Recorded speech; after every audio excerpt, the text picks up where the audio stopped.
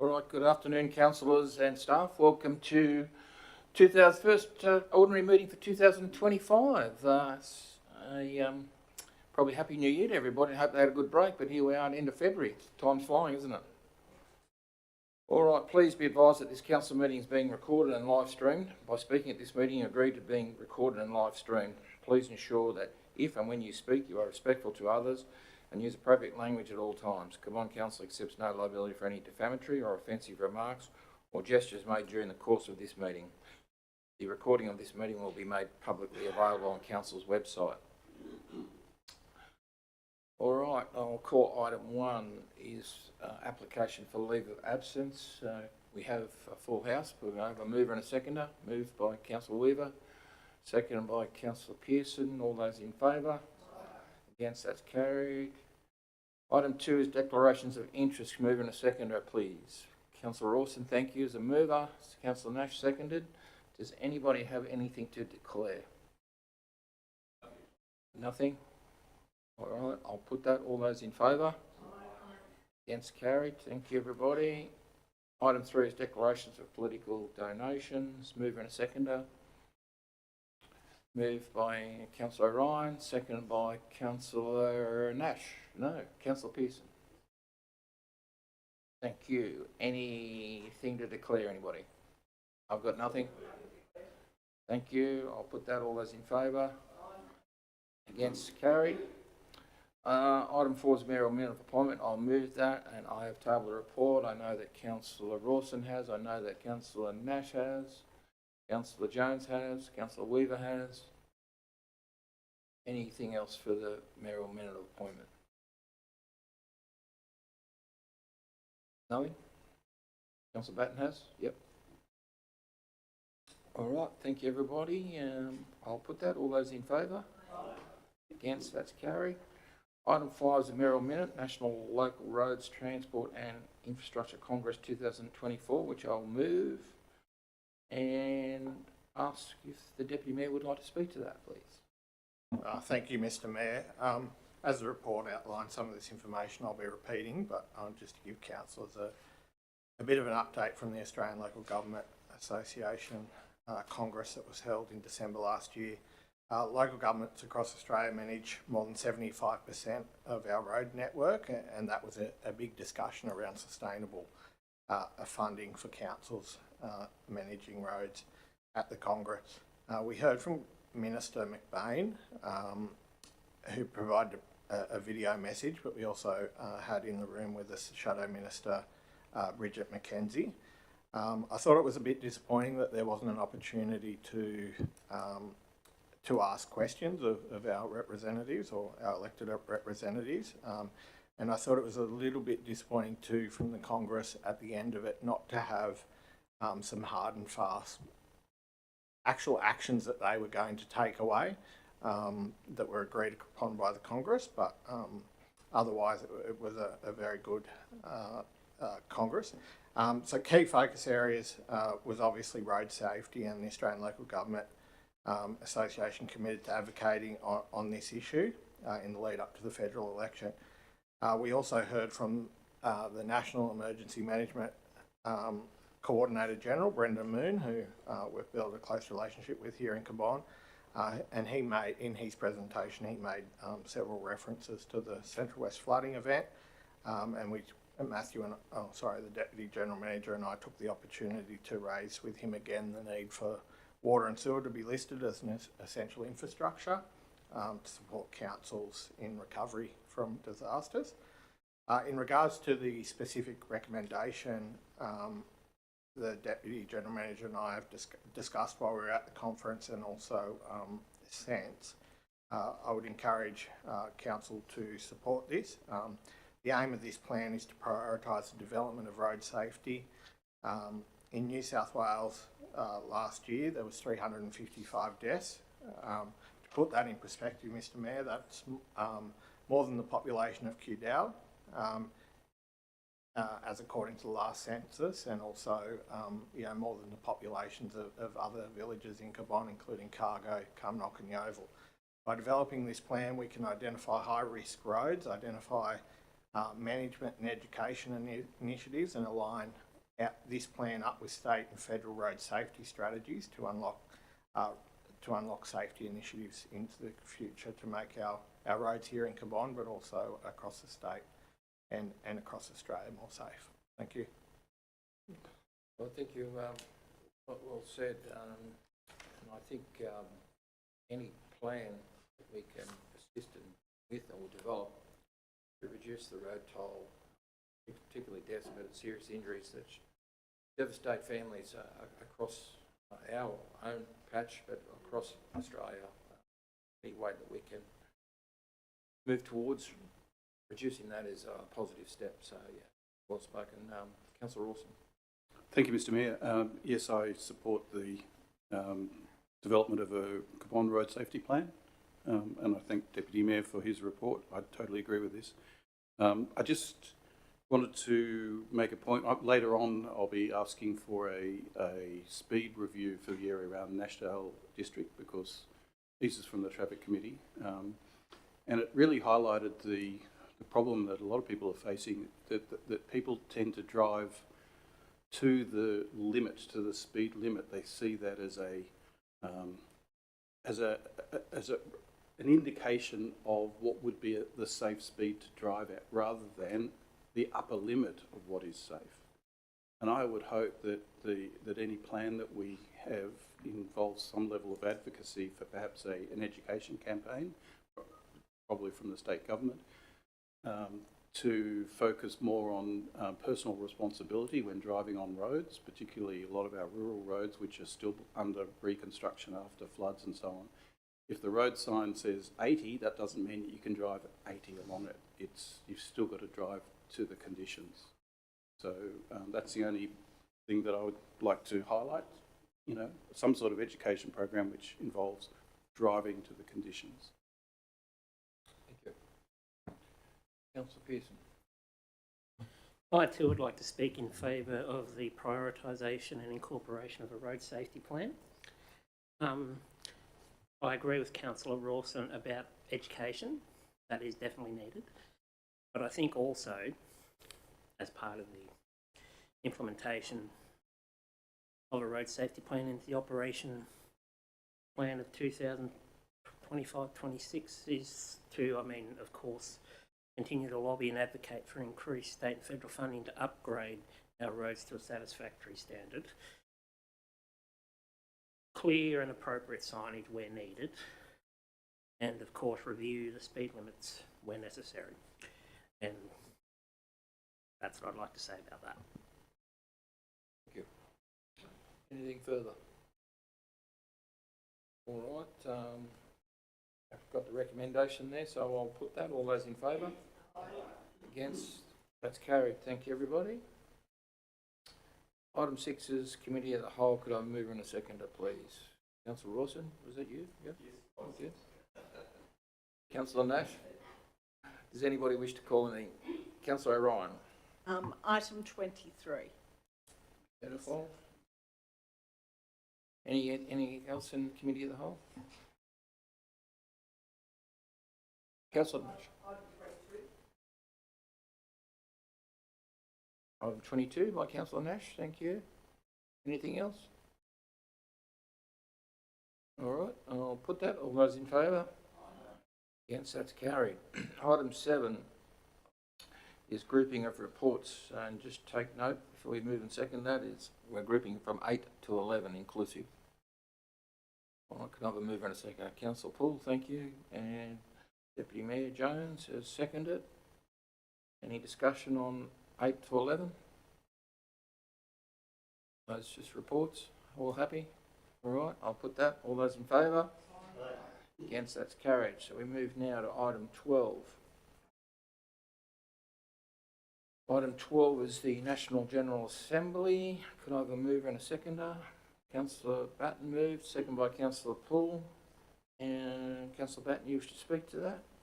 Yeah, I do. I think it's important that we have senior members of staff and also yourself as Mayor attend that. And in attending it, the report actually asked for any motion. So I propose that one councillor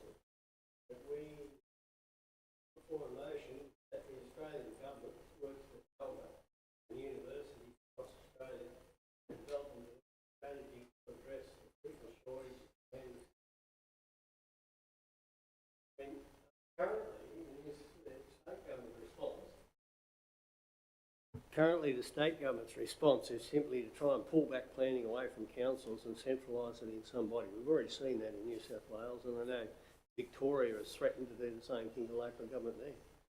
It's not addressing the issue. The issue is the shortage of planning staff. And in my opinion, it sits with the university sector to work with local government, in this case ALGA, to address that shortfall. And it could be that the federal government, for example, actually stumps up some money to pay for cadets. I mean, we've done that here out of our own money. But if they take a much more strategic Australia-wide approach, then you'll start to see some of that issue actually addressed the way it should be addressed, in my opinion. Thank you, and very well said, and thank you for being very efficient in your motion as well. I just take note, everybody, that we have got until the 31st of March, so you don't have to get them all to us today, but we will probably finalise those by next meeting, so we'll get them in before the deadline. So, yeah, thank you. Councillor Rawson first. Councillor Nash. Thank you, Mr Mayor. Yes, look, I'll just reiterate exactly what Councillor Batten has said, and I agree with his motion, personally. I think that's a great suggestion. I was just really going to ask, can we have a workshop, can we have a bit of a workshop on this at the next timing when we have our next workshop, so that we can nut through some of the wording for a few motions. I've got a couple which I don't need to talk about now, but yeah, that'd be great. And just to mention to all, that the JO, as you know, of course, has also been doing a lot of advocacy in this space, and there's a whole long list of advocacy ideas for the federal government in the JO, the latest business papers for the JO, as you know, for meeting this week, and that could be the guide for us. So I guess the JO will probably, I'm assuming the JO will put up submission through this Congress or not? Or does it have to come from individual councils? Yeah, it has to come Well, from in which case then perhaps we use that long list to decide on which ones we could perhaps put up under the banner of Cabon, because there are some there which are very relevant to us. Yeah, and perhaps other councils can put up some of the others. Yeah, so we'll, the General Manager's just said we'll get that JO list circulated to everybody before the next workshop. So everybody's aware of that. Councillor Nash. Yeah, thank you, Mr Mayor. Housing and homelessness, I would like to address in that National Assembly. I wonder whether council and government could look at empty shop buildings, farm buildings, could be upgraded to supply housing for townships. We need to get the message out there to farmers and owners of empty buildings. You know, there is a lot of that going on in Sydney, and that I know, that empty shops and that are made into, you know, places for people to live. So maybe, you know, that's something we could look at. Yep.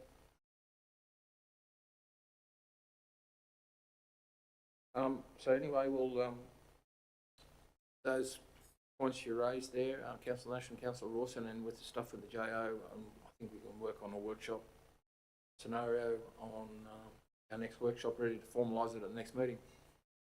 Does that sound all right? Yep. All right. Any further discussion on the National General Assembly? All right, I'll put that. All those in favour? Against, that's carried. Item 13 is Integrated Planning and Reporting Operational Plan Half-Yearly Report 24-25. Can I have a mover? Moved by Councillor Bull, second by Councillor Rawson. Any discussion on that? Councillor Rawson. I just like I like the presentation. It's much better than previously. The previous presentation, style of presentation, I love it. It's much easier to understand. Yeah, it makes sense. Makes more sense. So, congratulations. It's good. Yeah. Anything further? No, I'll put that. All those in favour? Against, that's carried. Item 15 is a quarterly budget review. Could I have a move in a second, please? Move it, Councillor. 14, did I? Oh, I jumped. I'm just trying to get it over and done with. 14, Integrated Planning and Reporting Community Strategic Plan. Could I have a mover in a second? Thanks.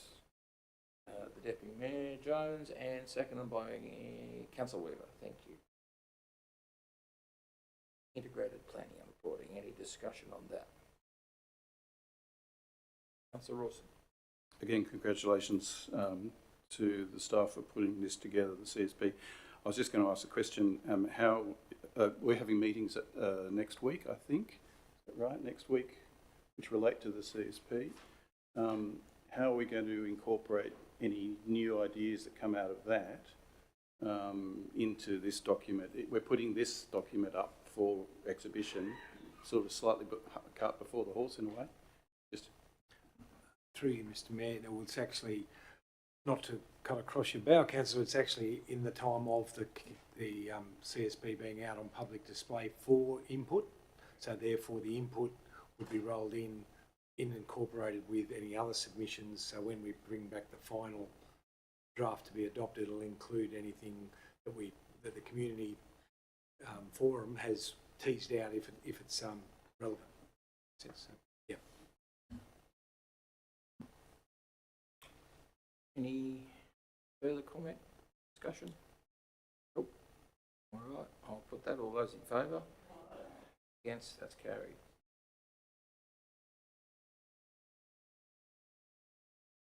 All right, now we move on to 15, quarterly budget review. Can I have a mover and a seconder, please? Councillor Weaver. Thank you. And Councillor Nash seconded. Any discussion on the quarterly budget review?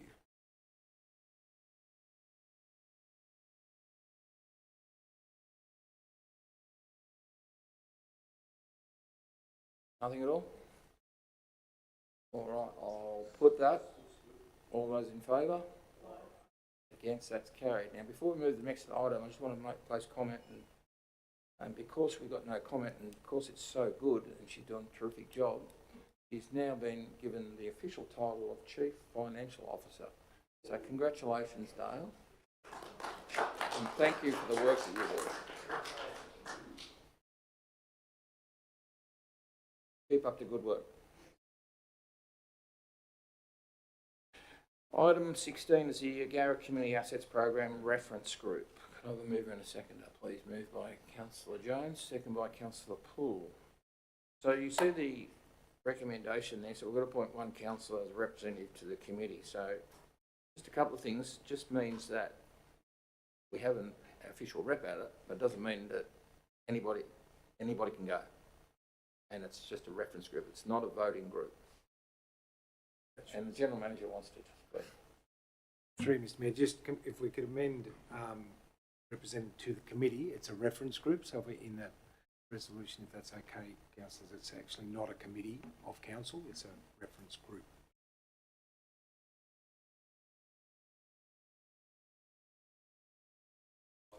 Yep. Well, advisory committee or reference group, they're interchangeable, those two terms, but a committee makes decisions and or endorsed recommendations formally via minutes, whereas this is an information sharing forum that's not as formalised by moved, seconded, that sort of governance structure. So, yeah. So we had one meeting, the Deputy Mayor and I were in attendance with staff and quite a few staff. Rebecca was along and other team leaders there about how these assets are going to be rolled out. So we had all the stakeholders there that were really involved in all those. And it was done at Yarra because we've got so many.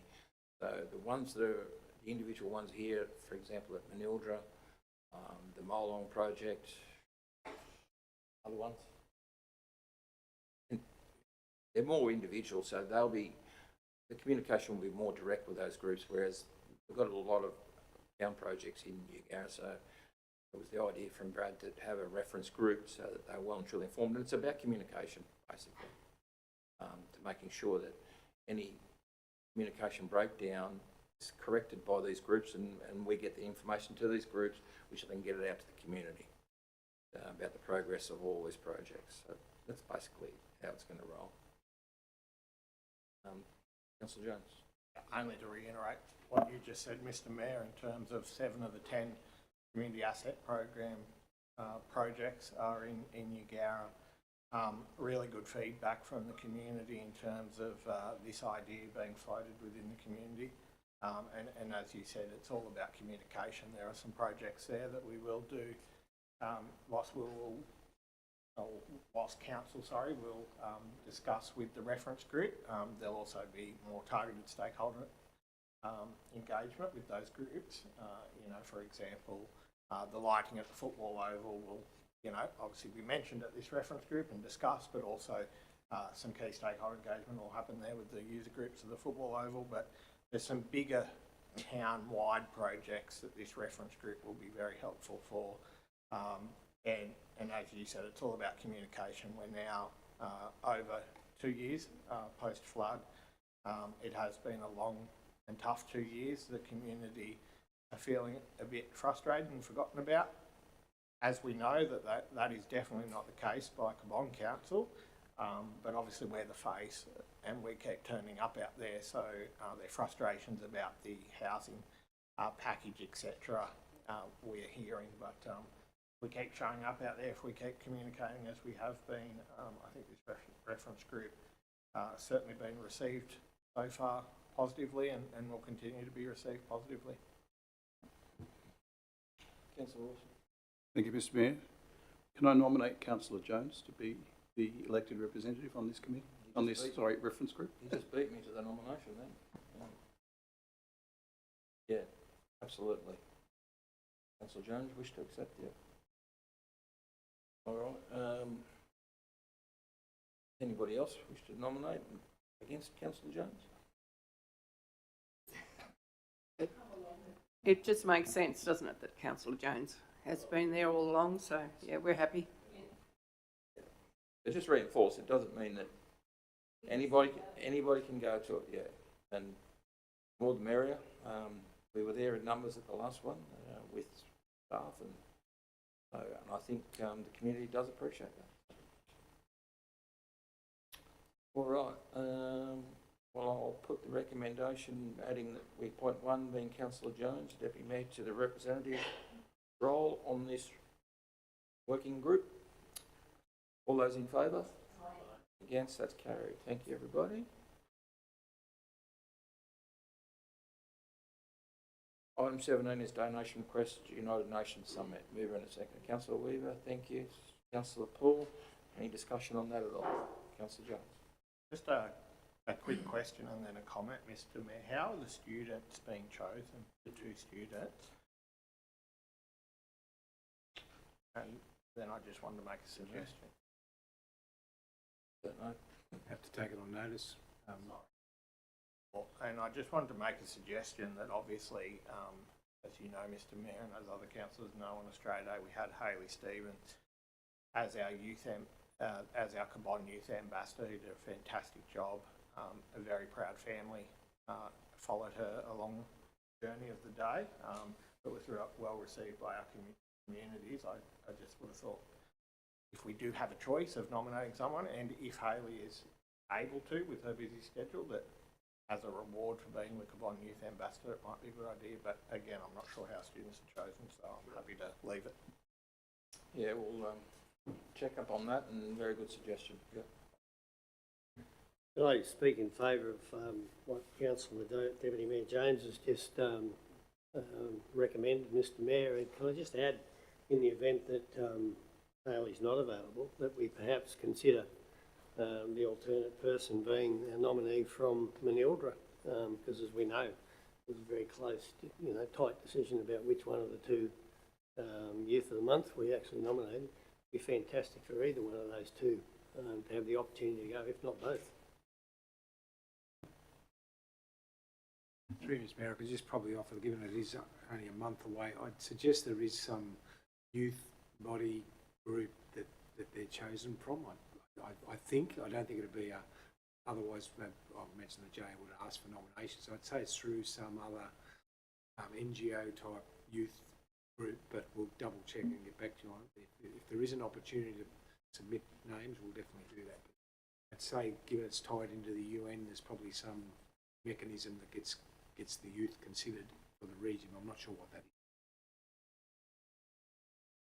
I do have a question about the wording here.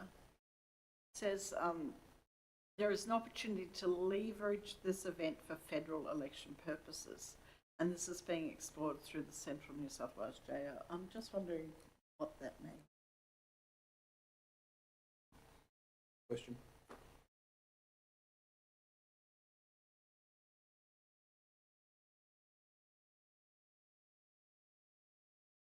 Only whether or not they're trying to leverage federal money out of the politicians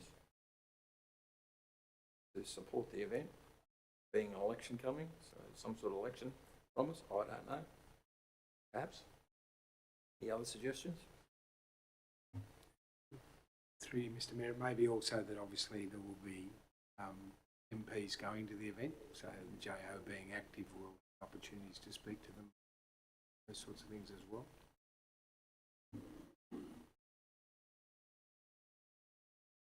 Sorry, Mr Mayor, may I just ask another clarifying question, which I'm sorry, may not know the answer to, but so are we potentially sponsoring 2 students not from Cabot?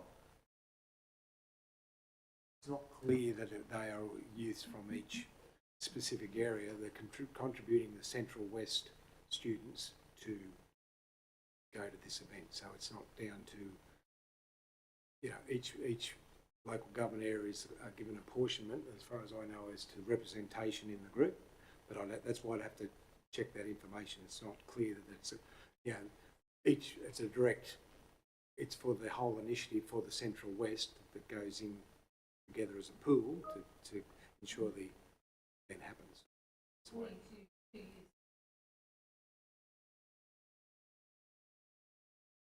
I don't object to the amount of money, but $2,000 for, like, it's only a day-long event. I mean, maybe they mean kids from out of Gilgandra or somewhere, I don't know. Well, they are from the JO area, that's what I would believe, but as far as specific numbers of how many students, where they're from, and whether it's a contribution to a larger bucket of money to ensure that Central West all have a stake in this process, but it's not a parochial come on, otherwise we would be nominating who they are. It's all that, so it's the event being held, so I believe. And it would be it's like when we go away to a conference, it costs you $800 and you're paying for presenters and stuff like that. So that's what my understanding is. Yeah. Yeah. So it pays for those students to attend, to have their lunch, to listen to the presenters and so on and so on. So who receives this money? Is it the JO? Is this money going from us to the JO? The JO would then make a contribution to the summit in an amount of with the distribution across the different councils. I think, yes, thanks, Mr Mayor. I think anything that helps youth is a great thing, and it doesn't take much to add up to $2,000. Can I just ask somebody so we can go on committee of the whole? We're going on a bit here. Okay. You want to go on committee of the whole or not? You sure? I'll take your question. Councillor Ron, I'll take it.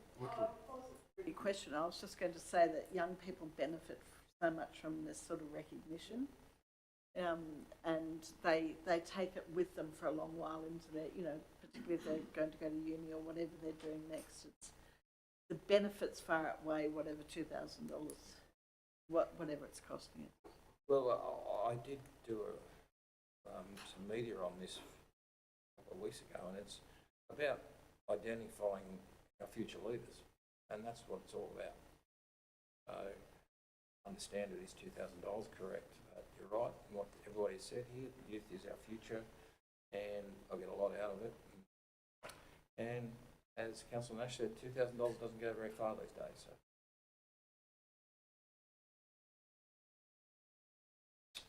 Any further comment? All right, I'll still have to make that inquiry, I guess, and come back and just confirm that selection process. get that answer back pretty quick. All right, I'll put that as it reads, the recommendation. All those in favour? Against, that's carried. Thank you, everybody. Item 18 is donation request, Women's Wellbeing Workshop. Mover and a seconder, please. Councillor Nash, thank you. Councillor Poole, seconded. Any discussion on donation request for Women's Wellbeing Workshop? All good? Well, I'll put that. All those in favour? Against, carried. Item 19 is Events Assistance Program. Mover and a seconder. Councillor Weaver moves, seconded by Councillor Poole. Any discussion on Events Assistance Program? Happy with those? Yes, Mayor, if I just could, Yep, Councillor Nash. I just think, Weaver. I just think Eugowra's incredible what they can come up with, but I think this is absolutely brilliant. This is going to bring towns from away from our shire to our shire, and I think it's a great incentive. I congratulate Eugowra. Thank you. Any further discussion? I'll put that. All those in favour? Against, that's carried. Item 20 is the Village Enhancement Fund, 24-25. Mover and a seconder, please. Moved by Councillor Poole, second by Councillor Rawson. Any discussion at all?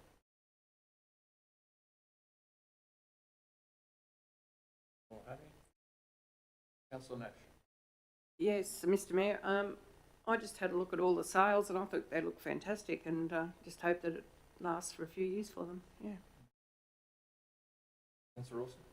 Thank you, Mr Mayor. Yeah, look, I support any program which provides shade, particularly for school children, and in the advent of climate change heading our way, or in fact already with us, this is only going. These sort of requests will probably come along ad infinitum for the next few decades. So yeah, let's do it.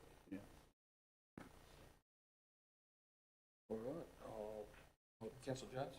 Sorry, just a quick question, more generally, not in regards to the application, but more generally in regards to the table down below.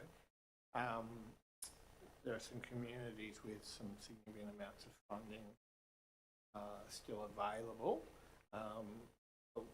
Is council, from a staffing level, continuing to remind those groups to put in applications? Obviously, councillors should be as well in terms of attending Progress Association meetings, and what happens at the end of the financial year when our four-year delivery program runs out. Answer to the first part of the question is yes. Is constantly in contact with those groups and remind them of how much is in their pool. Through Mr Mayor, we did send a letter out in October regarding that to put people on notice. Look, it's a matter for council, of course. We're proposing in the delivery program to continue the Village Enhancement Fund, and what would happen is not too dissimilar to our capital works program. Sorry, Matt. There would be rollovers into that fund, so we would keep them in those amounts. If we'd recommend that. That's if council's view. So no community would lose money at that point in time. But that's the key message to the community: is there's a decision point of continuing the program, and if it's not getting subscribed sufficiently, it is open to council to either adjust amounts or contributions and those things there. But at this point in time, it's our intent to say, well, whatever's left in each respective community's bucket, for want of a better term, would be rolled in, similar to like being a little reserve. But it's important that we don't set and forget this, and therefore community members sit on money and are coming to, particularly out us through other schemes such as the events assistance or the community assistance, when this money is available for the same purpose and pointed. So that's a long answer to a short question. Mr Mayor, I know with Manildra, I have told them that they need to, but they have got plans, but they just haven't materialised yet. So hopefully they will have that all ready by the next couple of months. Just as a fault, because that's one of the things, if they could let us in on those plans, it'd be good, because we'd rather them spend it on something worthwhile and hold than to rush out and feel like they've got to do something that's not important. You know, so if they're waiting on a little bit more money to trickle in, then they can do something that's a good use of that money. So it's a delicate balance between the two. Yes, Mr. GM, they've got plans for a barbecue and a barbecue area, so that'll take most of that, I think. But work out who's going to clean it.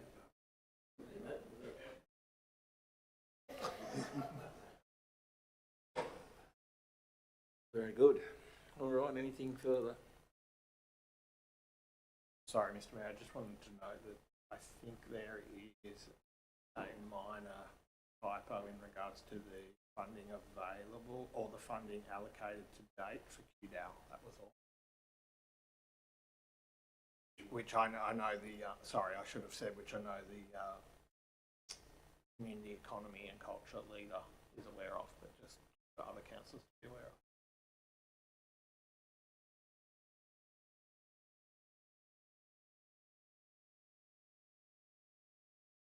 All right. Anything further?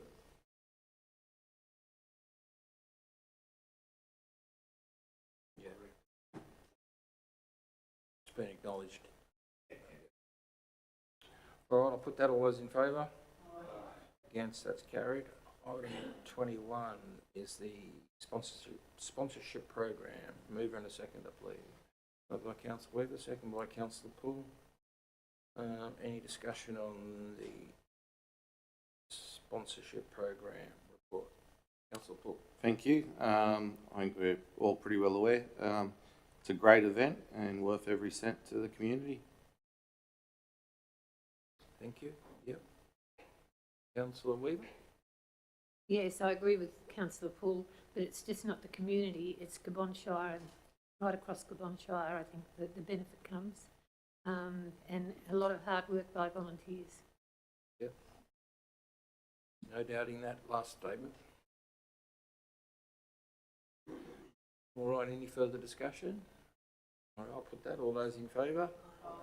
Against, that's carried. Item 22 is in committee of the whole. Item 23 is in committee of the whole. Item 24 is development application 2025/0051, 2-lot subdivision of land at 2610 Burrendong Way, Kurtz Creek. Mover and a seconder, please. Moved by Councillor Jones, second by Councillor Nash. Any discussion on that at all? Straightforward. All right, I'll put it. It's a division. I'll need a show of hands. All those in favour? Unanimous. That's carried. Thank you. Item 25 is modification to development application 2021/0176/3, 12-lot subdivision at 9 Osteny Lane, Main Creek. Moved by Councillor Nash, second by Councillor Jones. Any discussion on that at all? Any modification? All right, show of hands again at division. All those in favour? Unanimous, that's carried. Thank you.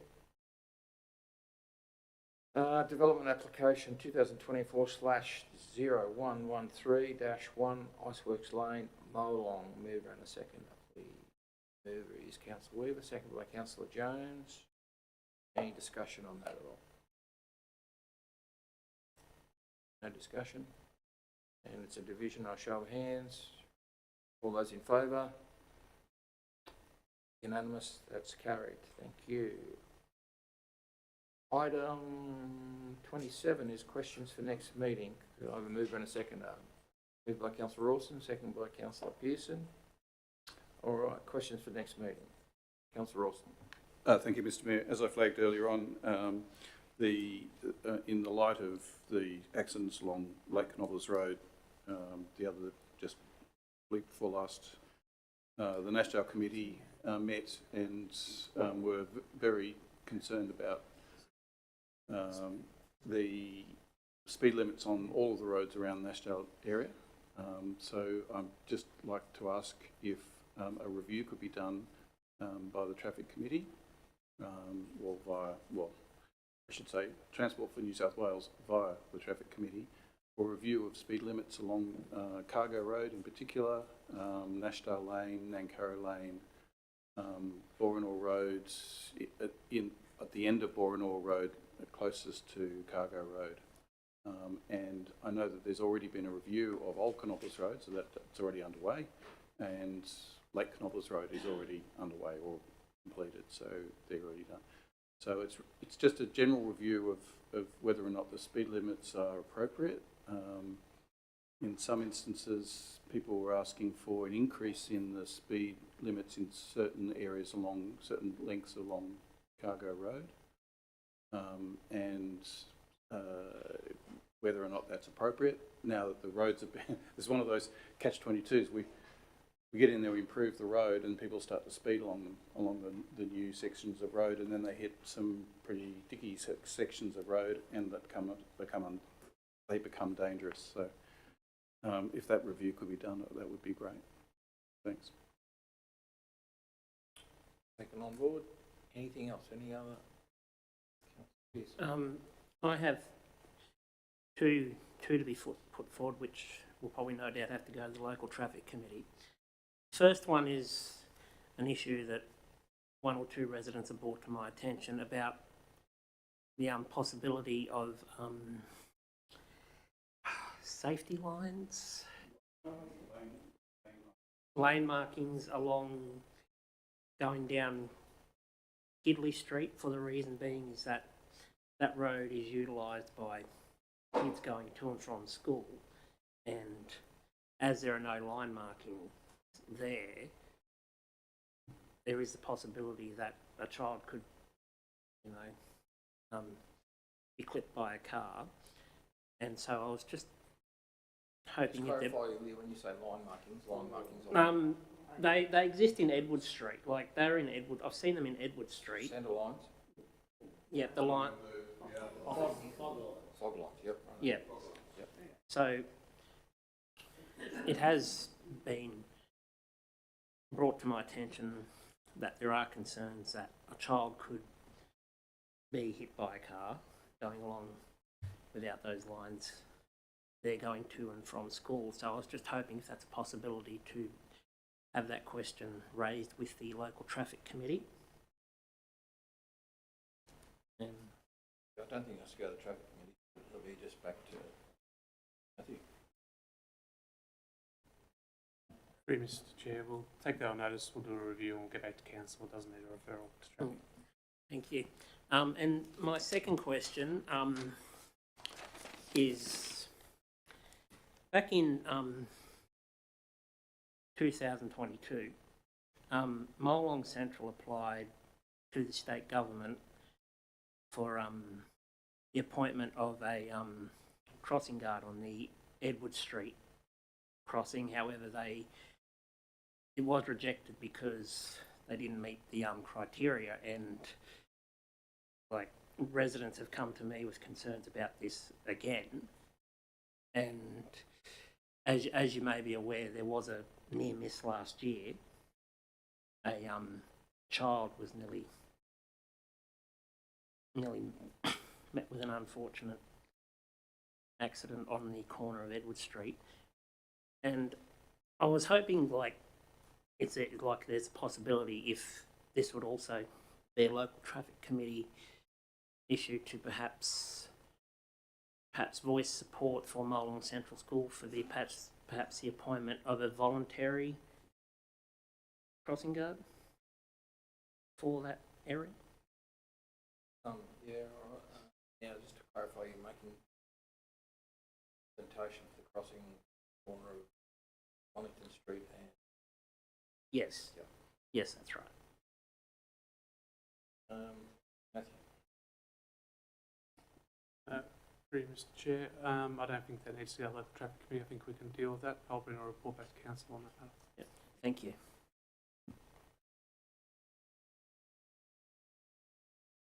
Anything further?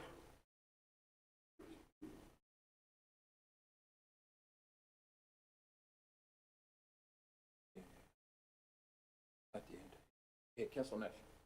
On my way to council this morning, I was approached by a lady that went into the Manildra public toilets at the park one day, and there'd been a heavy storm, and there was apparently water all in the toilets, and she fell over. And I think it's been reported to the Cadell office, she said. And I'm just wondering whether there's any way we could stop storm water from running in there so bad, or put a sign up and just say, watch out, it's slippery, or I don't know.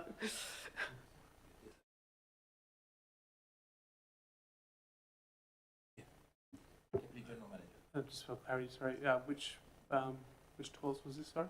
At the park at Manildra. Middle of the park.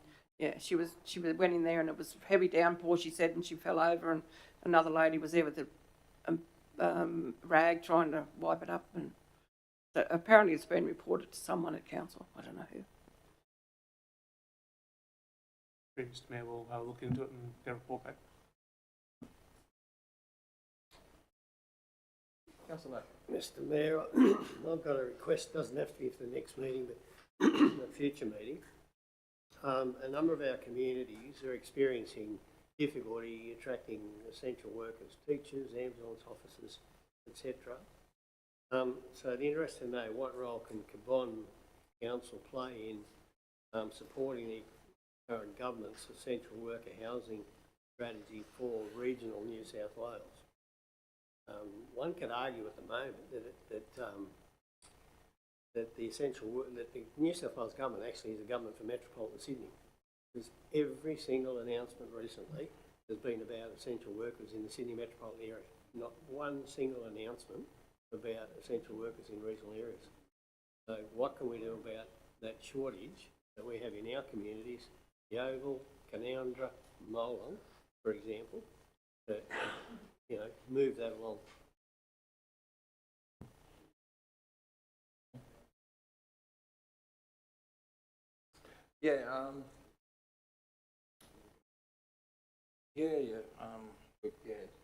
General Manager saying we can put a report up and get a resolution passed, but this is spoken about every time at country mayors, every time we meet about shortage of housing for essential workers. It's top of the list. It's amazing.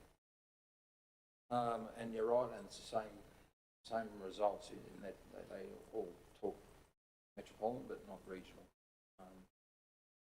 We know the stats just in our area, but some of our major regional areas, Orange, our neighbour, for example, policing wise, they're way down. 25 short apparently at the present moment, and that's one of the issues is housing. So yeah, look, the manager said we'll put a report up for a resolution to take it further next meeting.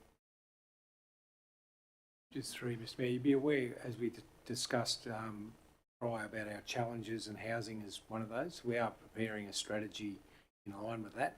So when we get that work completed, obviously that's probably a very good document that will be to leverage off with some economic data and facts and figures to support the Cabonne case. But as Mr Mayor's saying, it all rolls into a bigger picture across the JO, across the whole of Western or country New South Wales. But yeah, we'll get that for you. Thank you, Mr Mayor. I thank Councillor Batten for putting this up, because I absolutely support it. And could that report also indicate the current barriers in the planning laws to any form of urban consolidation, change in, say, whether or not you can have medium density housing in areas? I noticed that the state government have just put up new rules in urban areas, in metropolitan areas, and which includes Newcastle, Wollongong, Central Coast, that sort of area, but not anywhere outside of that. They've brought in new rules for medium density housing in proximity to centres of travel and shopping centres and so on. Those sort of rules should perhaps potentially be allowed to be at least extended out into the regions. And so I just, yeah, look, I concur, and just like to see whether or not there are any planning barriers to us doing something similar here. Through you, Mr. Chair, just to briefly answer that, so I don't think it really needs to come back as a report. What you're speaking about in Sydney is to do with a state planning policy called the TODCEP, which is Transport Orientated Development. It has to be within proximity of rail lines, transit lines and the like. So it really is a very metro thing. To answer your question about the Cabonne LEP, our zones, our residential zones, our village zones, allows any level of density. There's a medium density code. There are no restrictions as far as the land use permissibility. What we see is a reluctance from any developer interest in doing so. So even as simple as dual occupancy has been a permitted use for decades, is not seen by landowners, developers and property developers. And same with unit development. There's very little in the Shire.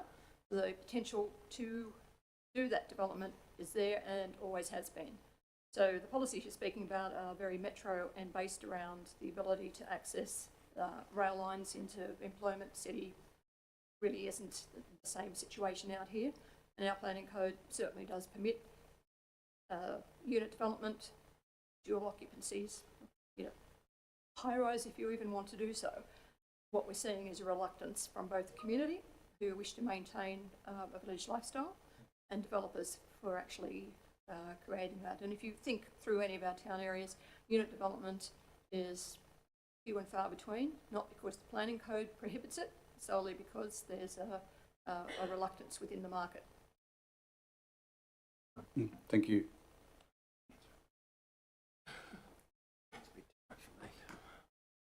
Any further questions for the next meeting? All right, very good. I'll put that. All those in favour? Against, that's carried. Thank you, everybody. General Manager, answer to the Youth Summit questions. Yeah, through you, Mr. Mayor, just so we can correct the record, because I wasn't quite on the money with some of my summations, but Cabonne sponsorship will go to Cabonne students. It's through the schools, so the schools have an opportunity to nominate the representatives, and usually, obviously, notes go home to parents, all those things to work out who goes, and it's basically the last point about they're trying to contextualise the event in and around the federal election, so they're trying to sort of bring that together. So that's what that's about. Timely information there, and apologies.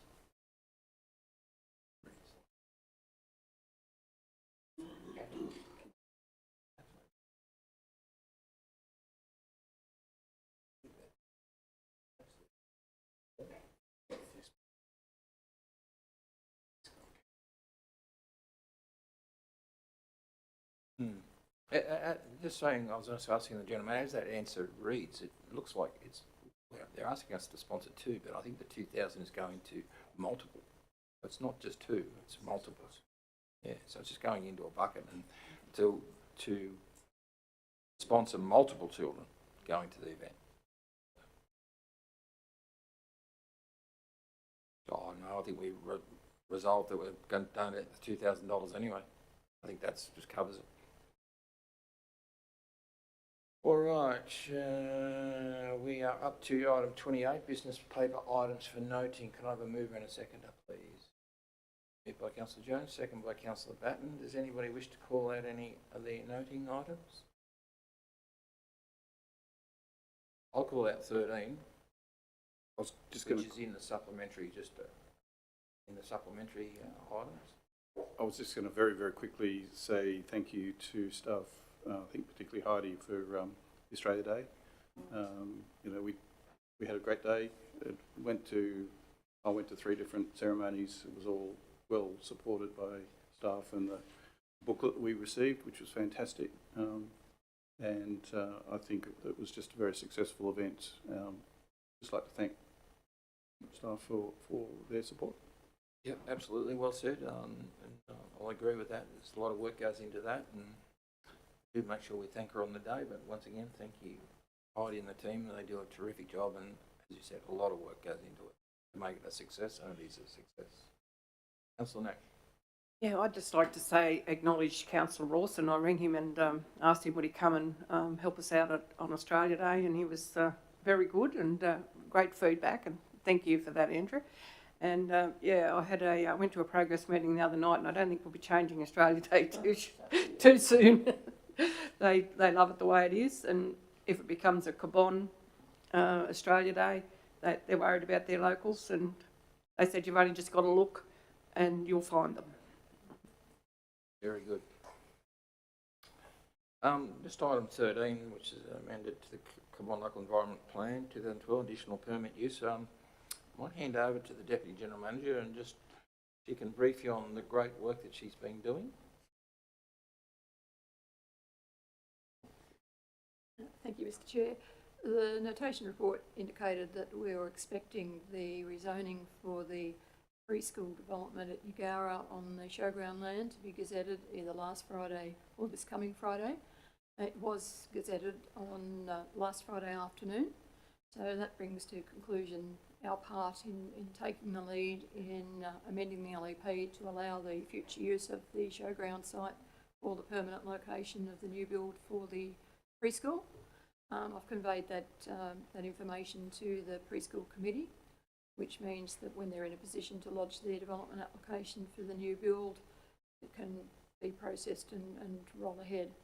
So it actually became quite a solid project with the Department of Planning, Crown Lands and ourselves to bring this all to conclusion. We had a timeline to do that in, and we actually did come in within that timeline with a month to spare. So it was good to see it come to fruition and good to see it was actually gazetted last Friday. Thank you. Thank you. And thank you for your work with that. It's a great achievement that we can now, or the preschool can now move forward and get that development application together and start to build a permanent home. That's great. Anything else? Anybody wish to call out any noting items at all? Councillor Jones. Sorry, Mr. Mayor, may I please call item 12, which is I think I'm in the right area, capital project status. Yep. I want to draw a bit of a long bow in terms of relevance here with your indulgence, please. Just regarding, obviously we're sort of heading towards the last quarter, or in the last quarter of the financial year, and I'm mindful in terms of Cabon's money for local roads and for town presentation, etc., probably starts to get extended. How are we going with some of those things in terms of, you know, continuing to work on local roads and that in terms of our budget? Deputy General Manager. I feel like I may have put my foot in there. Through you, Mr. Chair, I'll try to answer that very broad question. I'll start with the obvious one. Roads maintenance budget is stretched. We have been undertaking a staged reduction in our workforce activities on there, moving towards emergency matters. That's coincided with a need to push our resources to capital works program. So we have a fairly hefty capital works program still to deliver on our roads, including Obley Road, which is a $700,000 project. So we're moving some of those maintenance resources to that anyway. So, but it has coincided with the budget being there. Most of it is planned as well around that because we've done so much maintenance leading into Christmas. Move back to capital from there. Urban Services is tracking. It's still got enough money in it, but we have had more expected mowing than we have in previous years, and it's going deeper into so far than what we expected. Pools reported to the workshop last week. We've been doing pretty well with pools. And water and sewer, it's tracking on as usual. We have seen an uptick in wages because we've now got a full complement of water and sewer staffing. except for a department leader, of course.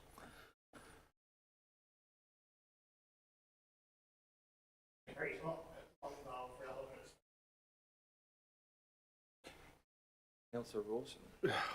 Just a very quick question. What is MYEFO? I haven't come across that acronym before. Mid-year economic and financial outcomes. It's a mid-year review done by the federal government on their monies available and if they can afford to pay for variations and so on, that to scale back.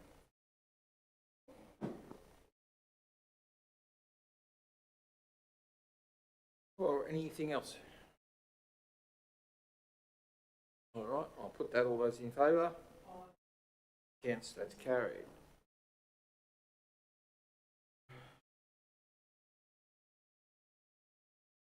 Item 29 is matters of urgency. Can I have a mover and a seconder, please? Moved by Councillor Weaver, second by Councillor Rawson. Does anybody have any matters of urgency? No?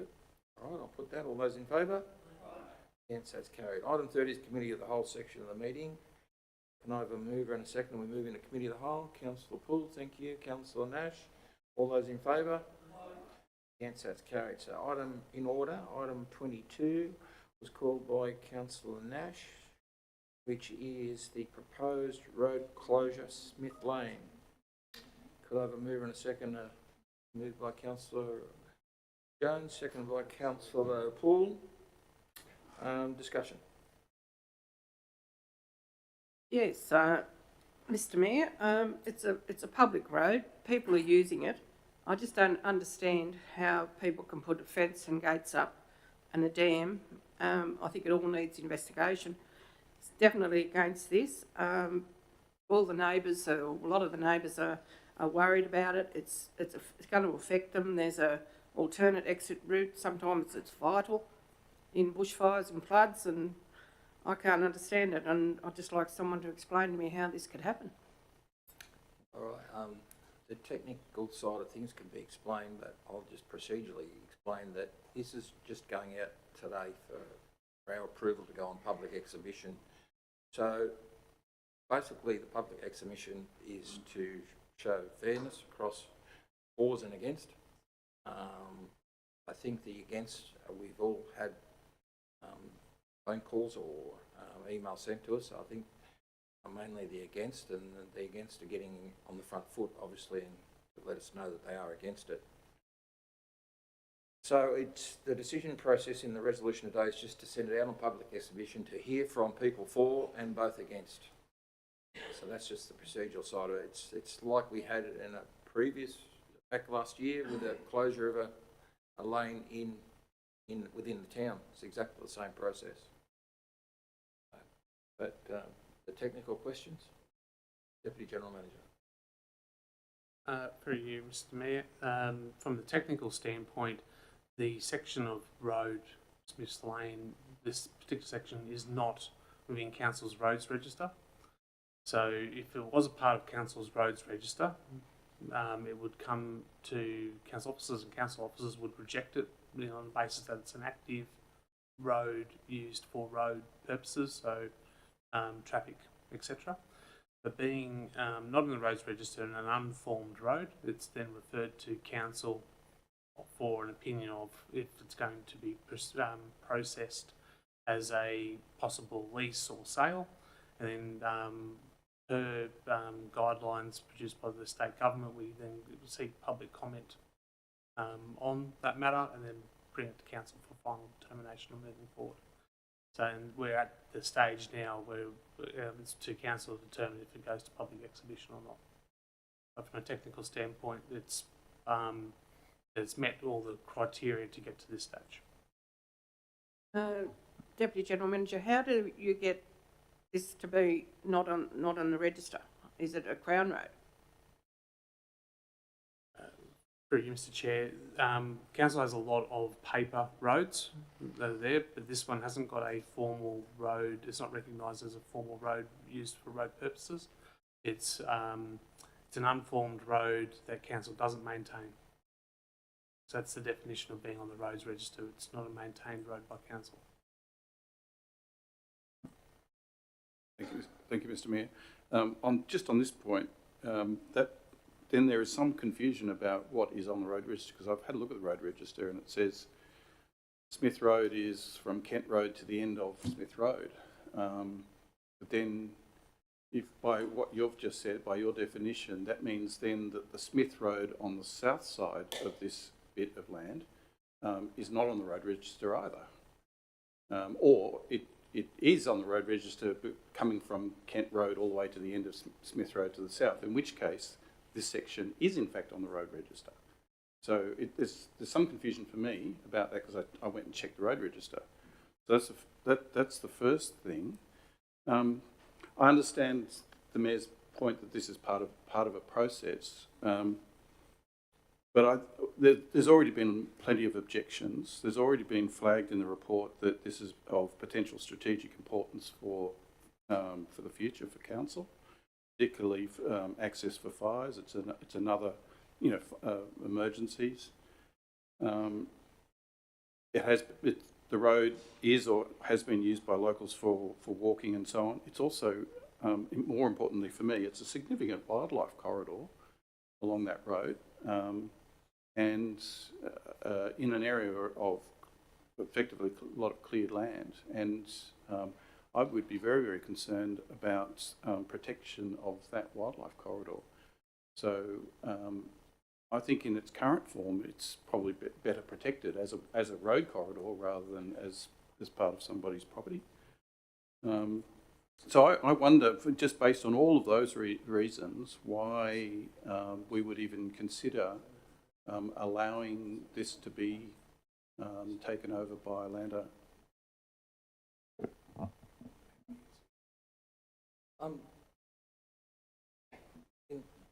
The General Manager will answer that last part of that question with more technical, other than what I said, I guess, but we've got to follow a due process, as I explained here, that fairness, and I mentioned this, that we may have somebody that wants to come and also vote for it, or put a case forward to close it, not just the people that are against it. So we've just got to follow a process here, that's all. But General Manager can go into more technical. Well, not much more technical, Mr. Mayor. It's essentially, that's the whole point, is that we have to do things transparently and openly. So what we're saying is this is under consideration. There's a submission at foot. If people are motivated, which they obviously are, you could appreciate if this all falls away, for example, in some sort of legal term, we've had informal phone calls to councillors. They haven't committed to writing to council in a formalised submission sense to voice their concerns. So it's about, we are local government, so governments call for submissions, and it could be 20 against and 1 for, and then we give them due weight, and the council makes a decision after considering all those, where those positions are literally put to council in a formal sense. So it's not verbal, it's what their concerns are, because as I said, there is a fairness issue. There is a process put in place by the state government, which writes the legislation. That's why the Deputy General Manager hasn't put it up for endorsement or approval. It's for this to go out for 28 more days, and this will not likely cause any more. This has been in place a long time. It shouldn't. Those people who are concerned, gives them ample time to really formulate their arguments and come to us with a good submission as to why they don't want it. But it doesn't mean that we're going to approve it by putting it out on submission. It doesn't mean that we're not. But it means we're going to follow a process. That's what I'd put this mean.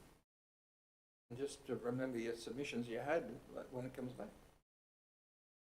So in saying that, Mr. Mayor, I could say I want to buy the tip lane and shut it down. I mean, it just seems silly to me that you can just go and say you want to buy a road. It just doesn't make sense.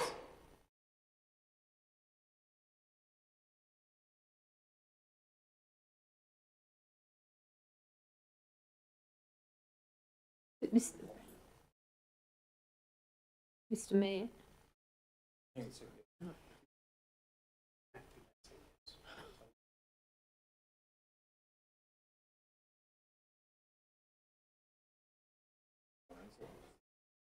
Just to clarify, councillor, so what the Deputy General is indicating is, obviously we've got a number of active normal roads that everyone uses, and they're and the line we draw is pretty much the register. Then there's a whole host of other roads, which we've had, I'm pretty sure, that we've had people wanting to buy pieces of road that are totally unused, and it's a win-win scenario for us as the road. So this road is in the category of being up for possible because of the nature of it. But however, like we're finding out, this one isn't a simple win-win. This is a lot of what appears to be a lot of against, obviously there's advantages to the person who's put in for that, for the landowner. So it's not the same as just, I want to buy Cargo Road, I'm going to put a submission in. It's a case of these lines, and this one is on that line of being, we obviously have some issues at times where communities do expect us to maintain some of these roads which are technically we're not supposed to.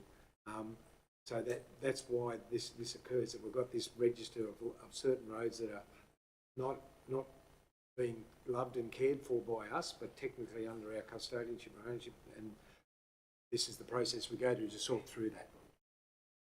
Thank you, Mr. Jam. But like even in Manildra, I just take offence to the road register actually, because you've got the Crown owns lanes in Manildra, so you've got all these unkempt. So if the council doesn't look after them, where's the Crown in looking after them? Really. But this road, this Smith Road, is not at the end of a road. It's not in just someone's property. It's actually a through road. So I can't understand this coming to council. Before we go on, if you want to, well, you don't have to buy Cargo Road, you can have it. Thank you.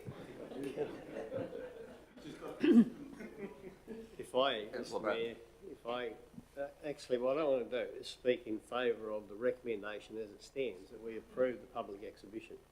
And what I've heard is this is about procedural fairness. That we've got an application here, or proposal from the landholder to close a piece of road.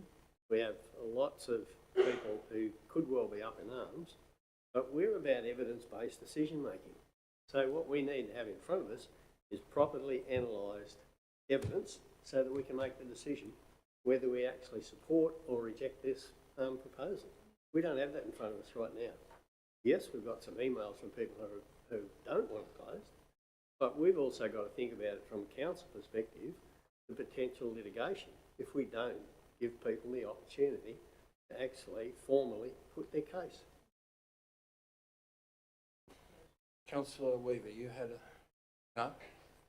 Yeah, I was just going to say, we're not here to debate this today. This is for exhibition. This is for it to go out on exhibition. So I just think the motion says it all, so that's where I stand. Councillor Rawson? Thank you, Mr Mayor. Well, the Deputy General Manager mentioned before that if it had been on the road register, it wouldn't have got this far, wouldn't have come even to this meeting.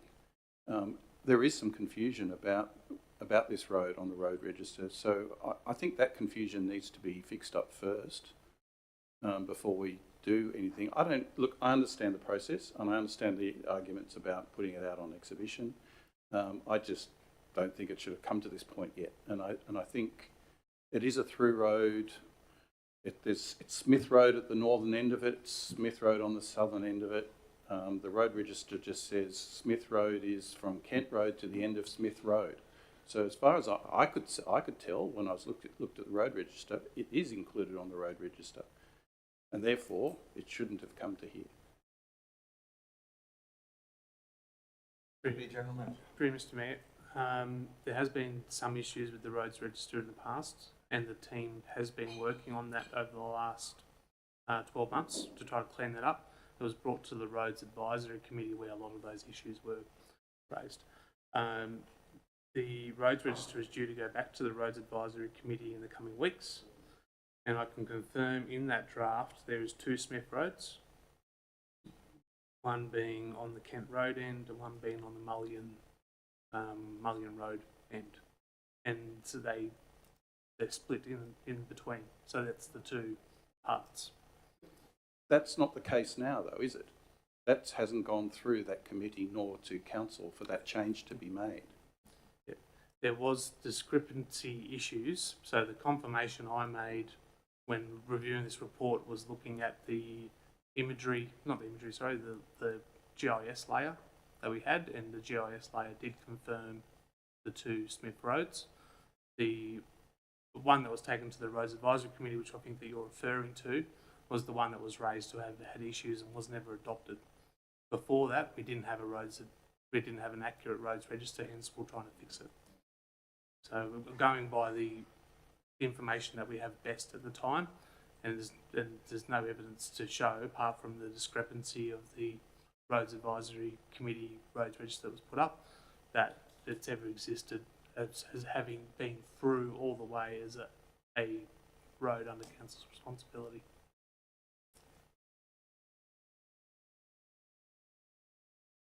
All right. Anything further? All right, I'm going to put this as it reads there. All those in favour? Against? We've got 2 against. The motion is passed, so that's carried. All right, we're still in committee of the whole. Item 23, proposed road naming unnamed existing private road, Molong. Mover and a seconder, please. Moved by Councillor Poole, second by Councillor O'Ryan. Discussion.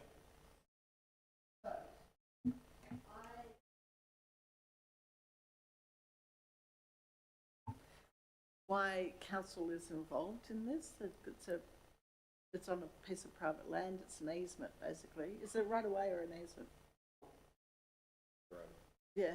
Mr. Mayor, I can confirm that it's a right of way. Okay. On private land, it's it says here that it's also the right of way also provides access to the Boronor Dam pipeline. Is it used as access to the Boronor Dam pipeline?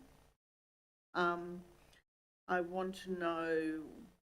I'm concerned about the if it's on the roads register, how would it get there? What, who's responsible for the maintenance of this road? And also, I know that the rules state that the Geographical Naming Board don't like using names, like surnames and things, but are they the only options we have? Because I would have thought that the owners of the land got to choose the name of the road, or the non-road, if it had to have a name.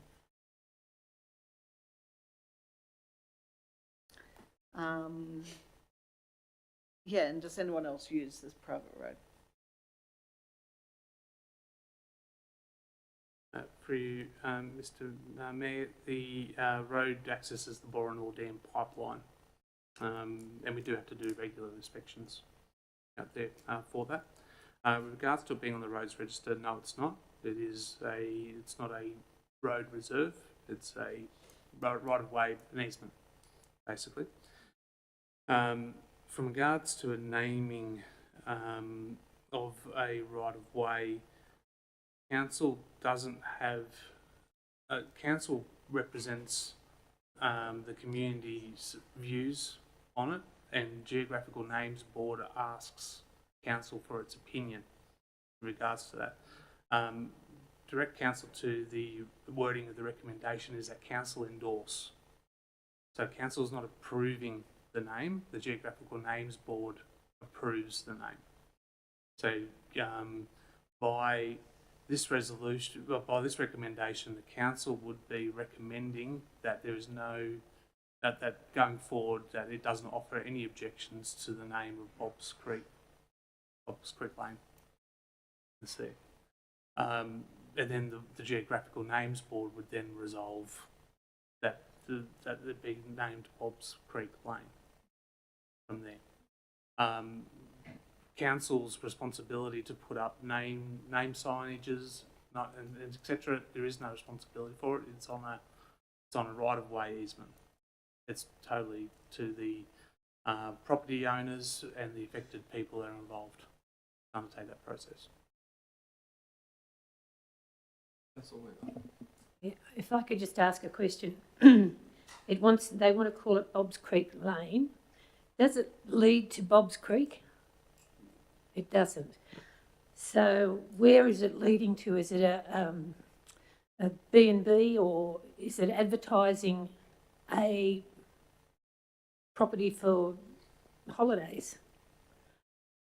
And if so,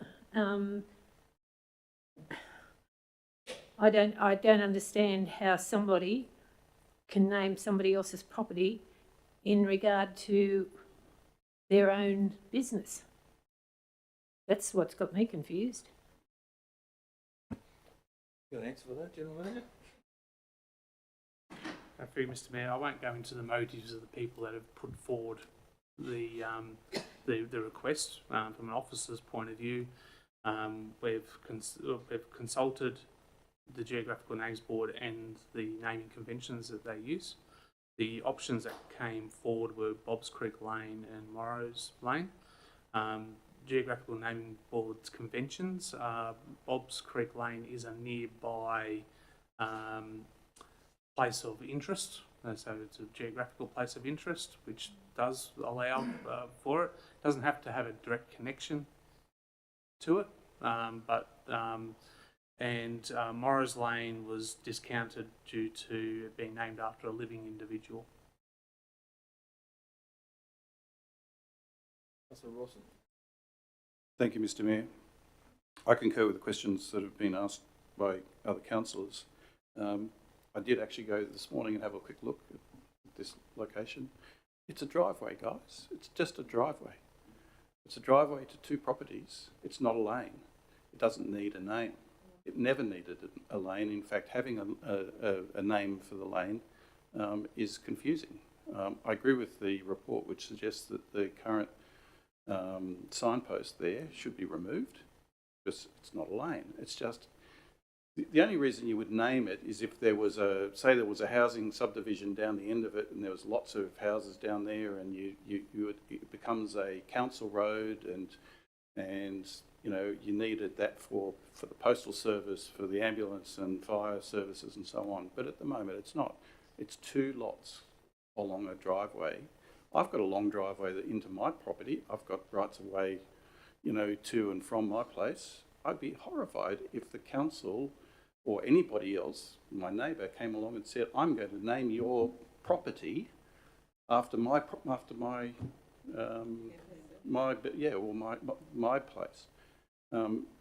It does not need a name. There's no requirement for it to be named, and it should not be given a name, or there should be nothing happening to it over and above the wishes of the owners of the property. The owners of the property. Look, if we agreed to this, the owners of the property would be able to take us to the Land Environment Court and say, "What the hell are you doing?" Yeah. So if the owners don't want a name, or they don't want this name,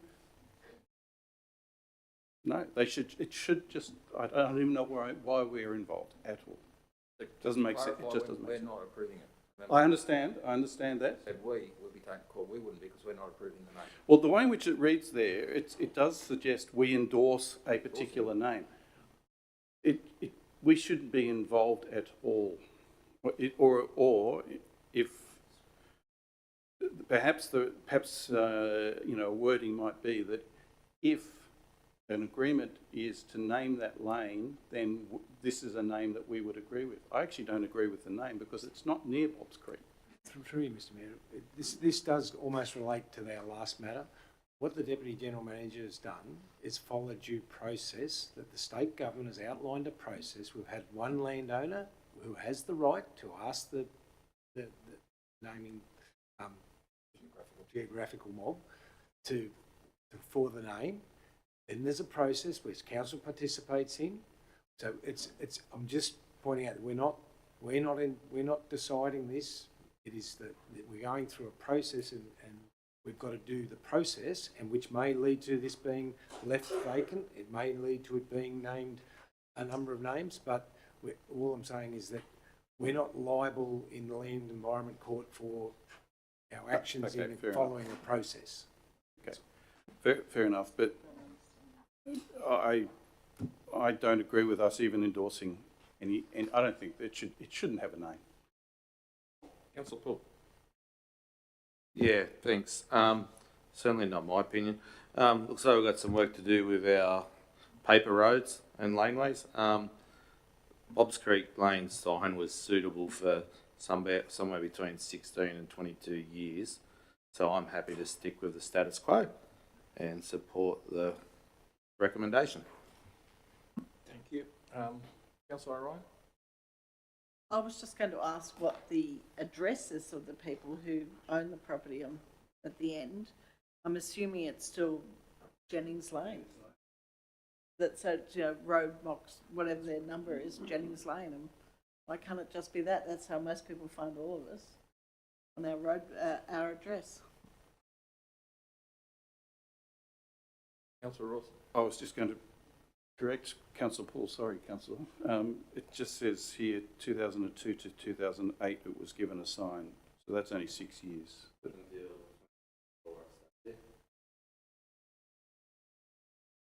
Up to 2024. That's okay. I accept your apology. I did well at maths at school. Councillor Jones? Sorry, Mr Mayor, can I just ask or clarify procedurally here, if we, and just sort of summarising where this debate may be going, if we don't agree with this recommendation, do we need to change the recommendation and to that council don't endorse the name and write to the Geographicals Board? And then can the applicant just go round us anyway and go to the Geographicals Board? Can the Geographical Board ignore our endorsement or non-endorsement? Well, I did ask a similar question. If the council remains neutral, if you put the word neutral in there and doesn't agree with that and remains neutral, what happens? It goes back to the Geographical Names Board and they name it. Mr Mayor, can I speak against this motion, and can I also then move an amendment that the council does not endorse the name of Bob's Creek Lane, right, to apply to the existing private road, as listed there, and that we go back to the two parties involved to see if they can agree on an acceptable name for that right of way.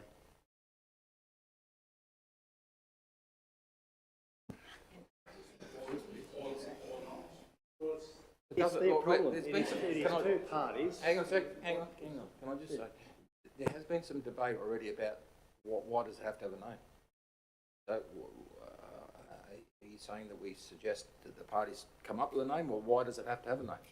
Well, that's what I'm Isn't it saying. Jennings Lane, lot number, whatever? It goes back, absolutely, it goes back to the two parties involved. If they want a name, come up with a name, because the two names that are proposed, Bob's Creek Lane is acceptable to one party, not acceptable to the other.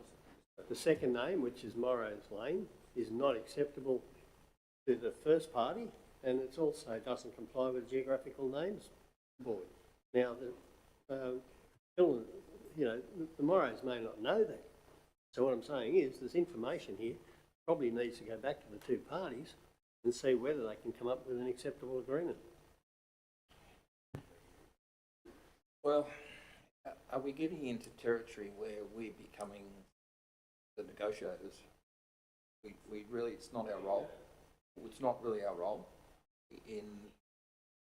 But I don't know if we remain, I don't know the process either.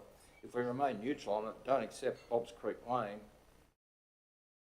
does the applicant say we want it named, and they come up with whatever name they come up with, the Geographical Names Board, and which is not going to be happy to both the parties. So well, it's not, but I think by getting in the negotiation area is not our problem either, I don't think. If you read the mood of the meeting today, I think we're actually going to find that it's actually going to be rejected. So Yeah, well, we that's do right. have to provide some advice back to the two parties as to what you want them to do. Well, we reject Bob's Creek Lane, I think the mood is saying, and we'll remain neutral on it and send it back to geographical naming board. I agree with Councillor Batten. The only other thing I would say is that I guess council could make a determination about whether or not we believe there should be a name on that lane at all. It is a driveway. Does it create some confusion having a name there? It doesn't go onto the road register. I'm talking about for postal services, for emergency services and so on. I think that it's already got both properties have already got a postal address there, and which is Jennings Lane. And, you know, that's suitable.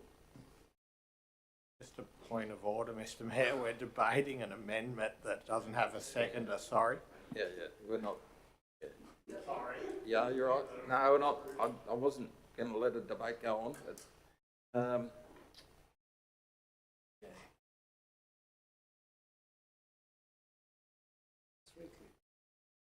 General Manager.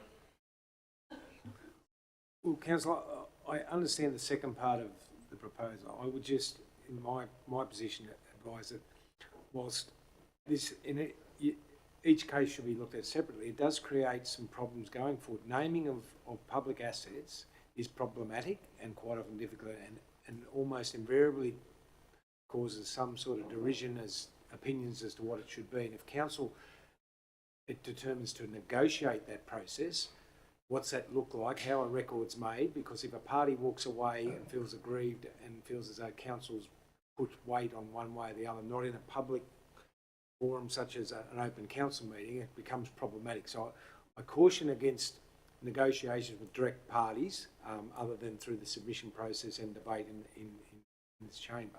Secondly, you know, if the status quo is deemed to be the optimum, I believe there's an ability to let the names board, the geographical names board, know that council is of an opinion that it doesn't see any need for any change in the naming of the subject road or lane.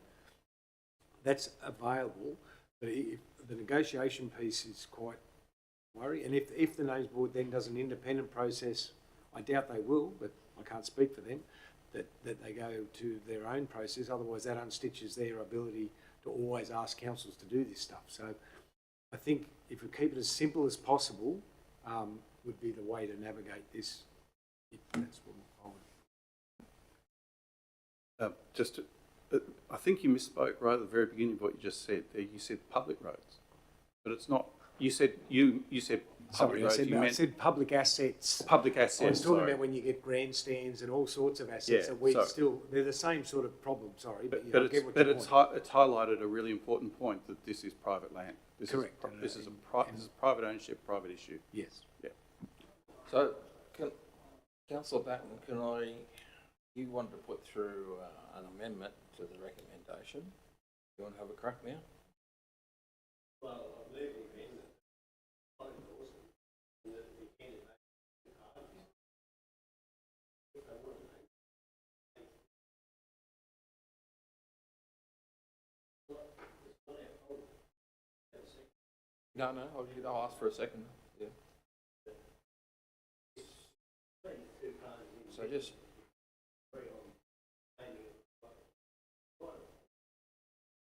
It's right away, and it's up to them to agree on it. It's not up to us to endorse it, I don't believe.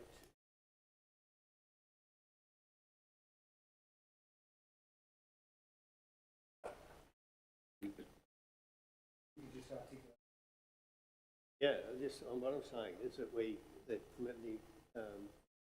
amendment is that council does not endorse the name of Bob Creek Lane. Just go slow. Right, Yep. so the rest of it stays unchanged. Point 2. And we note that it's the responsibility of the two parties involved to negotiate a name, a suitable name, if they want it named. If they want it. It's the responsibility of two parties involved to agree to the naming of the road if necessary or if required.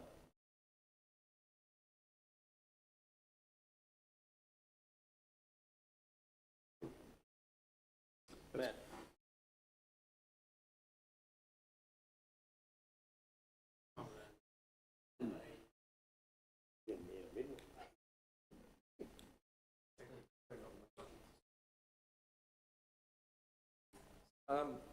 Councillor Barton, before I ask for a second, I'm just getting some advising here.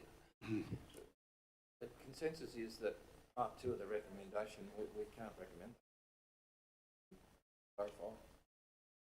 Through you, Mr Mayor, it's just that the responsibilities, it's not council can't determine whose responsibilities it is, it's the Geographical Naming Board. It is, so it's not the responsibility of the two things to agree. It is basically, our responsibility comes to either recommending or not. It is the responsibility of the affected parties to put submissions as to why they want it. So it's just, I get what you're trying to achieve through the recommendation, but it's a case of trying to say, well, if you two parties, it's your job to come up with a consensus name, which is not quite true.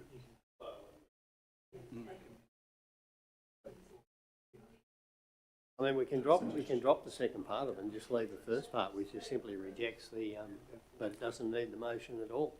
If this is rejected, then what advice are we providing to the two parties about their course of action? That's what the second part's meant to be about. What I think they're saying that we don't have to provide that advice.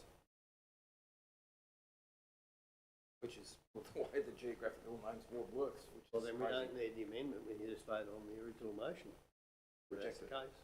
Rejected. Yeah, I just think we should have something in there which indicates the council, in the view of council, the status quo is acceptable. In other words, there's no real need to have. What you're saying is it's council's opinion that it shouldn't be named at all. Yeah. Should remain unnamed. Should remain unnamed, which also means that there is a sign there already. There's a fairly substantial sign there which indicates Morrow Lane. That should come down. It's because it's confusing. It shouldn't be there. I agree with that part of the report. That is a bit confusing. And in fact, it would be of benefit to both owners down that lane, because it suggests that it is in fact a public road, which it's not. It's not a public road. The sign looks like a council sign, but it's not a public road. So they'll be getting a lot of people driving on down their private laneway thinking that it's a public road, but it's not. It's a driveway. So yeah, I think the sign should come down. And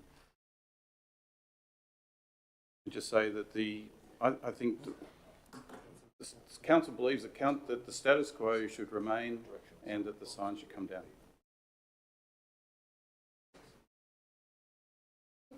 Yeah, look, I don't think we should just get into the territory of resolving to remove signs and so on at this stage. Got to concentrate on what's there. No, it's not. No. The Deputy General Manager just pointed out that, they can have directional signs, so which is quite legal. Bob's Creek directional sign. Yeah. But don't call it a lane. But anyway, that's beside the point. We're not getting into the facts here. I'm not.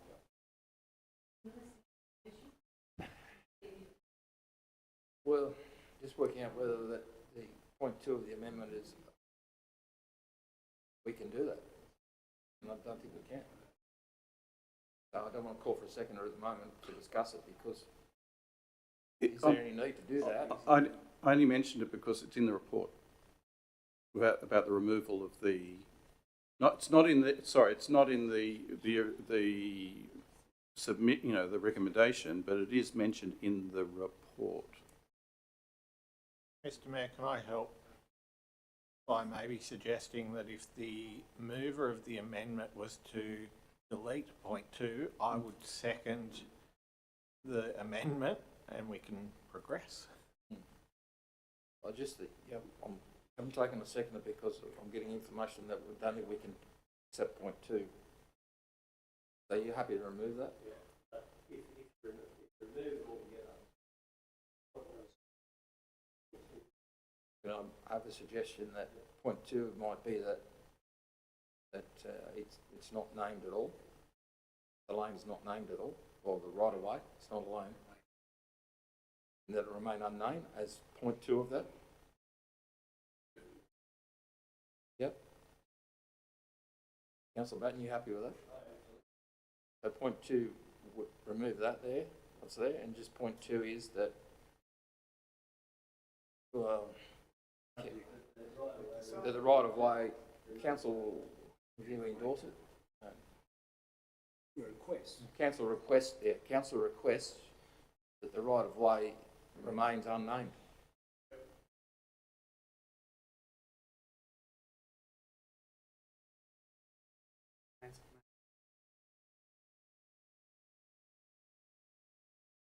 General Manager thinks we should need to add the reasons why there, just to clarify that. For you, Mr Mayor, it's important if you do resolve to have it unnamed, you make it explicit to the Geographical Names Board, who isn't necessarily going to watch the video of this debate, understanding why it's been knocked back. So I think it's important in the resolution to have some dot points underneath that to say why you're not, you think it should remain unnamed. Due to it going through private property and those owners, and that the owners aren't agreeable. Private property access. Services. Yeah, exactly. It services 2 properties and only, and there's already an address of Jennings Lane there. Yeah. And neither party is agreeing to the renaming of it. Yep. Okay, are you happy with that? With the proposed renaming? Sometime in 2 years. Happy with that, Councillor Batten? yeah, I might have one thing.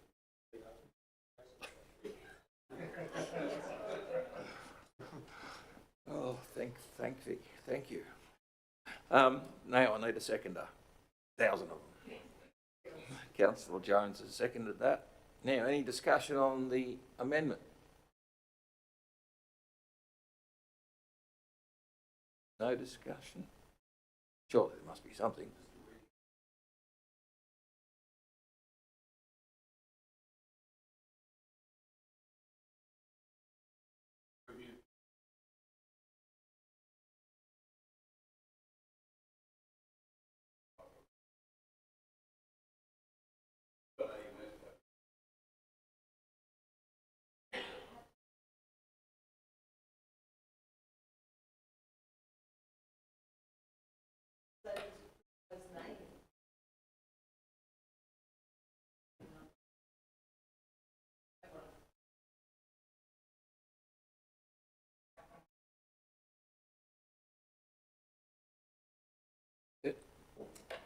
No further discussion?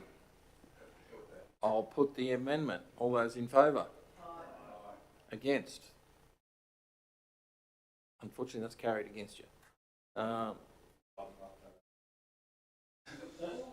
So now the amendment becomes the motion. I'll put the motion. All those in favour? Against? Carried. Thank you, everybody. All right. We now have some supplementary items to continue on the ordinary meeting. Can I have somebody move that we moved out of committee of the whole back to the ordinary meeting? Councillor Paul, thank you. Second by Councillor Nash. All those in favour? Aye. Against? Carried. Item 31 is planning proposal for additional permit use 1064 Sandy Creek Road, mile long. Can I have a mover, please? Moved by Councillor Nash. Seconded. Councillor Jones. Any discussion on that at all?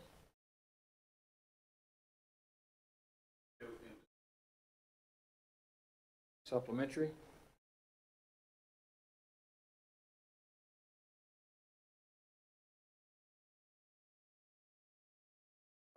Look, I have no problem with it, other than just, I noticed in the report from the RFS that there's a significant amount of vegetation around the site, and that they were concerned about the conflict between the biodiversity, conservation components of that land, and the need to create an asset protection zone. Is it APZ?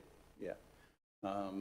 And really just a bit of advice about how we balance those competing demands, because my concern is that if we allow this, then there will be a fair chunk of what might be very valuable native vegetation may get removed to allow for the protection zone to be created. So if I could get some advice about that. Otherwise, I don't have a concern with it. Thank you, Mr. Chair. Until we actually have a development plan of what's proposed, it's a little academic. There would be these provisions, both state and federal level, to recognise and assess the biodiversity values. State legislation that requires us to address bushfire risk. The subsequent development application that comes as a result of this planning proposal would be merit-based assessed at the time. It would be integrated development. We would be required to obtain authority from RFS for their requirements, and equally we are required to consider the biodiversity legislation. So merit-based assessment at the time on whatever it might be. And as I said, until we actually see a development plan of what's proposed, certainly there may be the need to upgrade some of the existing facilities, but again, we'd actually need a DA to trigger that to be able to go and do an audit. Owner would need to do the audit by way of their bushfire assessment. So perhaps it's a little bit of a balancing act, but one doesn't supersede the other. Both have equal importance, and it's a merit-based assessment. It also depends on what the actual use is. A number of the more recent applications for that property have been for religious monuments. They're not always accommodation. Bushfire assessment is largely looking at habitable residential buildings, and certainly the value of the biodiversity. And you also throw in that one is a LGA with koala habitat. So there's any number of state planning policies and state legislation need to be taken into account, initially by the developer and then by council and its assessment. Thank you. Any further discussion? All right, I'll put that. All those in favour? Aye. Against? Carry. Is that a division? No. Item 32, National Water Grid Funding, Mullen Creek Dam Raw Water Pipeline. Can I have a mover and a seconder? Moved by Councillor Jones, second by Councillor Nash. Any discussion on that at all? Councillor Jones? I mean, Mr. Mayor, as we all know, this is a strategic priority of council and has been something we've talked about for quite some time, and we definitely need this funding to be able to upgrade that pipeline that I think is now 37 years old. As we know, it continually breaks and results in a lot of staff hours in terms of locating those breaks. Also during the last drought, as we're all aware, the Molong pipeline was low, or the Molong Dam was low on water. We didn't have Cumnock or Yeovil attached to that yet. By stopping or by fixing this pipe or replacing this pipe will result in a lot less leaks, obviously resulting in more water being retained, less operational costs in terms of staffing hours and staffing time and costs. And a rhetorical question, Mr. Mayor, but if the state government and federal governments for that matter, but in terms of this funding, are serious about seeing regional towns and communities grow and prosper. The only way we can grow and prosper is by having a sustainable and reliable water network, and we start by getting our water from our dam to our treatment plant. Thank you. Thank you. Any further discussion? Councillor Rawson.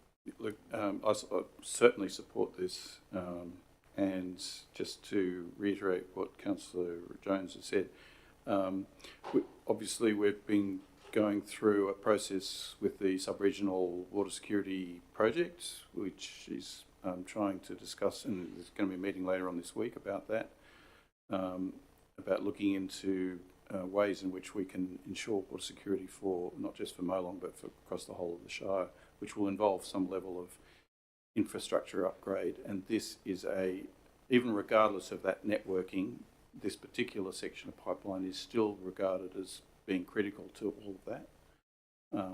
And so we're not really jumping the gun in any sense of the word by going after this funding for this particular section of the network.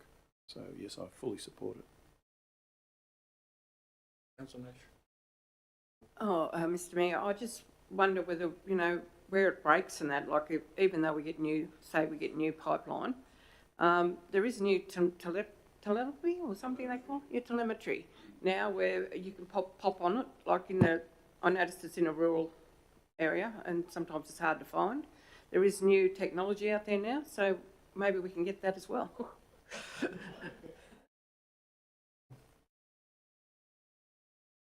Through you, Mr Mayor, as alluded to in the report, the work has been fully designed, surveyed, environmental assessments done, so it's ready to go. Part of that design was incorporating new technologies with regards to telemetry and so on.